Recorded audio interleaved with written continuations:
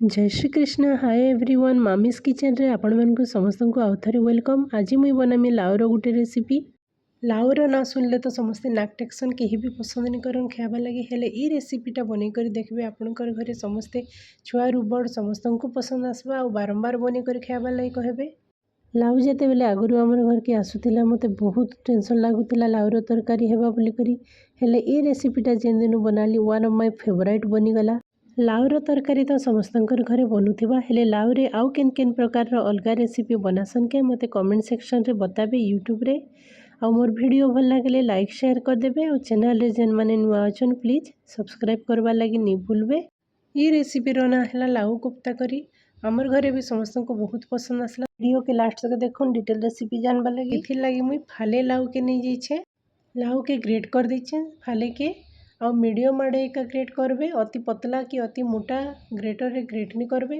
देखिपारे आपण मैंने एंता टाइप्र लच्छा हेबा से नून टिके दे दीछे और किछि टाइम रखी दीछे मुई तार पैन बाहरवा बोली करी 5 ରୁ 10 मिनिट साइड रे रखला परे तार पैन बाहरी जितला न सेटा के भल से चिपी करी अलग गोटे जगार रखली आउ सेथिरे बेसन 3 चामच चाउल गुण 2 बड़ चामच हल्दी मसला गुण पाउडर जीरा धनिया पाउडर गोटे कटा पियाज जुआणी नून कसूरी मेथी मिर्चा गुण सब देकर भलसे सेटाके मिसे दीछे।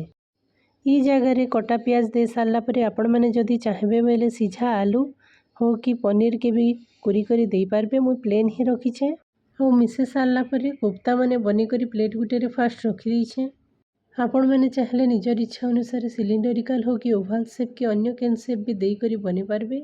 मुई गोल गोल शेप देछे तारपरे सेटा के तावा बसे करी तेल गरम कर दीछे और सब बॉल्स मान को छानी दीछे आरु जेतकी थिला सबू के फिर तेल रे लगे करी लाल हेला तक छानी दीछे और प्लेट गुटे रे सबू के काढ़ी दीछे। आपण मैंने चाहले एंता ही भी बॉल्स के खाई पारबे साधा बाकी कोफ्तार तरकारी करबार अछि तार लगी कड़ईटे बसीछे तेल 4-5 बड़ चामच दे करी सुरसु जीरा धनिया फुटे दीछे तारपरे तेजपतर गुटे के भी दे दीछे और छोट छोट काटी करी प्याज दे दीछे।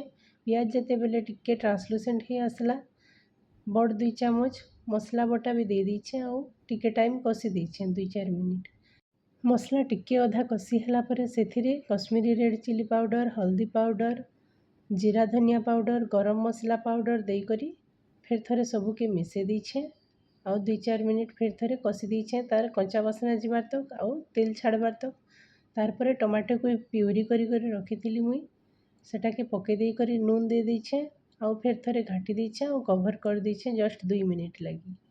आपण मैंने देखि पारुथिबे तार केते सुंदर कलर पले आसलान और तेल भी छाड़ी देलान से सबू के टिके मिसे दीछे और तारपरे सेथिरे गरम पैन अधा गिना दे दीछे और फिर थरे घाटी दीछे सेटा फुटी गला परे बॉल्स मान को मुई पके दीछे और जस्ट मिनटे कि 2 मिनिट लगी फुटबार लगी छाड़ी दी।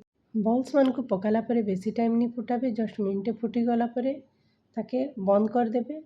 फुटी गला परे सेथिरे फ्रेश क्रीम घरे जेन गोरसरू सर बाहरसी सेटाके फेंटी दीछे और धनिया पतर दे करी गैस रो फ्लेम के ऑफ कर दीछे। आपण माने भी ई हेल्दी रेसिपी रो मजा नून बने कर तारपरे प्लेट गुटे रे काढ़ी करी सेथिरे भी फ्रेश क्रीम और धनिया पतर दे करी गार्निश कर दीछे। लाउ कोफ्ता तरकारी के परेटा रोटी भात जेन संगे भी आपण माने चाहेले खाई पारबे बहुत टेस्टी लागसी सबुथिरे। स्क्रीन रे मोर चैनल मामीज किचन डिस्प्ले होचे आपण मैंने चाहेले सब्सक्राइब करि पारबे। लाउर और नुआ रेसिपी देखबा लगी कमेंट करूँ। Thanks for watching.